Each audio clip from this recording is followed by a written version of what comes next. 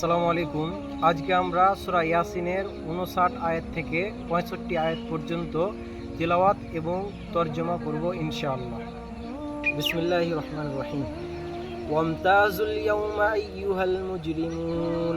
আর হে অপরাধী, আজকে তোমরা পৃথক হয়ে যাও। আলাম আহাদ ইলাইকুম ইয়া বানি আদম আল্লা তা'বুদুশ শাইতান ইন্নাহু লাকুম আদুউম মুবিন।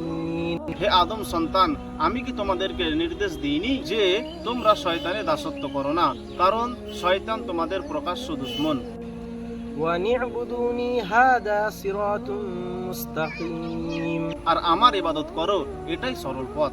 ওয়ালাকাদ আযাল্লা মিনকুম জিবিল্লান কাসীরা আফালাম তাকুনু তা'কিলুন।